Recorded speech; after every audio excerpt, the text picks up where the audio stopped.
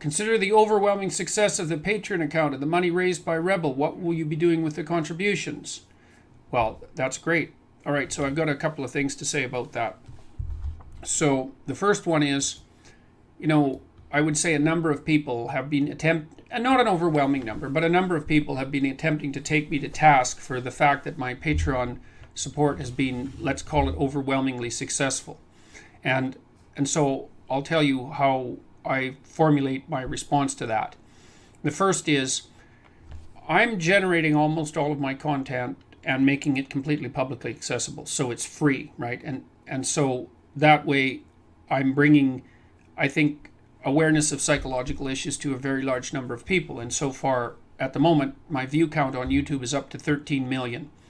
And I did a little bit of calculations last week to try to figure out what the total view count was for the cuts of my lectures that have been appearing on YouTube, and then the political material as well. And I think it's upward of 50 million.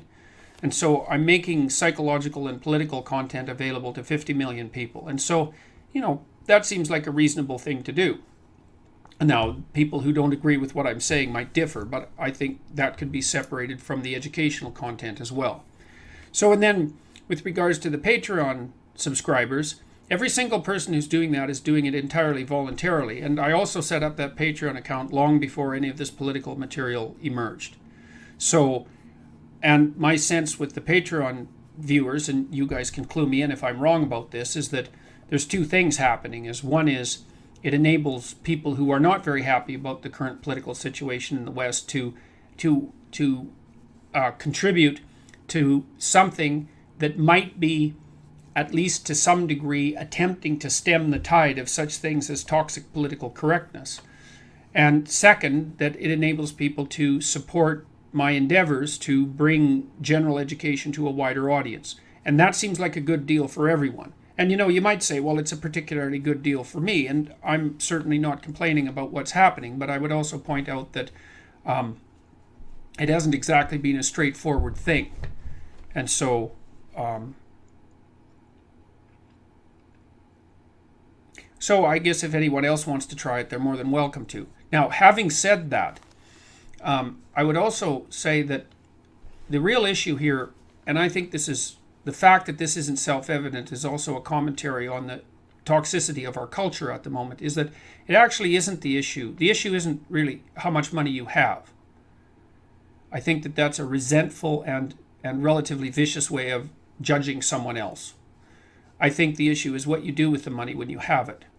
And I'm not a particularly hedonistic person, and I'm not 25 years old. I'm 55 years old, and I'm going to be a grandfather in a couple of months. Thank God for that.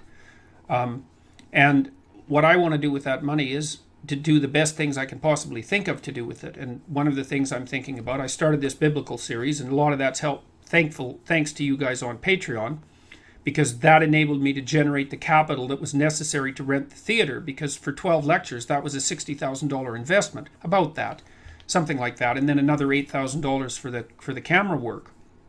And that had to be basically dealt with up front. So it was a reasonable financial risk. Now, I've been crazily fortunate in that the theater tickets have also sold out, so it looks like the biblical series will pay for itself with some extra left over. And so, I'm pretty happy about that, because that gives me some more working capital. And then you might say, well, what am I going to do with the capital?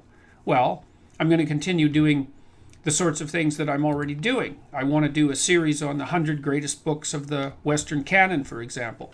I want to move genuine humanities education out of the universities, where it isn't being taught anyways, as far as I can tell, online, where people can access it freely.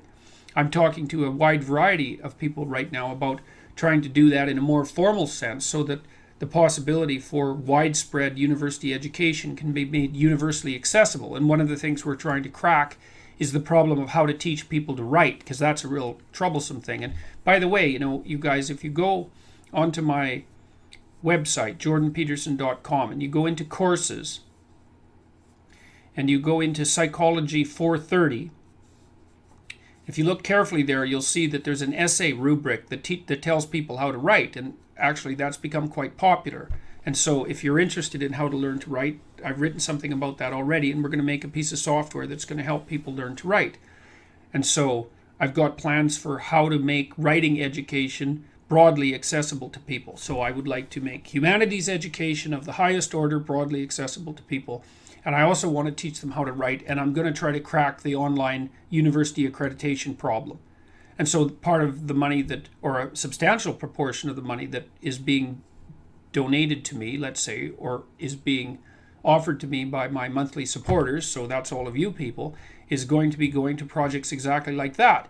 And the reason for that is that what the hell else would I do with the money? You know, I mean, to me, money is a tool. It's not the means whereby you develop a luxurious lifestyle and spend your time burning yourself half to death in the sun in the Caribbean, snorting cocaine and chasing hookers, you know. That's just not in the cards for me. And so I want to devote it towards the sorts of things that I've already been pursuing, except on a broader scale. And so, you know, and I think of people like Elon Musk too. Not that I'm comparing myself to Elon Musk, but I mean, he has plenty of money. And I mean, somebody's got to have the damn money. It might as well be people who have the kind of vision that people like he does have, because maybe they'll do something good for the world. I mean, I hope his gigafactories produce batteries like mad so that we can start to make alternative energy sources economically viable, and maybe reduce our dependence on oil, and maybe get ourselves out from underneath the thumb of the Saudi Arabs. That would be a good thing. So the monetary issue, it's quite interesting. It's like, it is not that you have the money, it's what you do with it. And so anyways, those are some of my plans, and that isn't all of them, because I'm going to come up with a bunch more plans, and I'm going to try to implement them as rapidly as I possibly can. I've put my clinical practice on hiatus for the next 3 months so that I have a chance to think, and I've requested that the university advance my sabbatical by 1 year, so I should have about a year to think about what I should be doing with YouTube and how I can be promoting broad-scale public education of the highest quality. And that's a really fun problem to solve. And the fact that I'm being supported by all of you people on Patreon makes the probability that I'll be able to devote my time to that much higher. So that's what I'm going to do with it. I'm going to do the best things I can possibly think of to do with it. And hopefully that'll work. And so far it seems to be going well. So, yeah, I mean, I've been taken aback quite a bit by it's not surprising that, you know, the people who've been trying to take me down, let's say, are squawking and bitching because I happen to be generating a fairly reasonable income from this. Although I don't think about it as an income, as I already said. I think about it as a toolkit for pursuing more interesting things.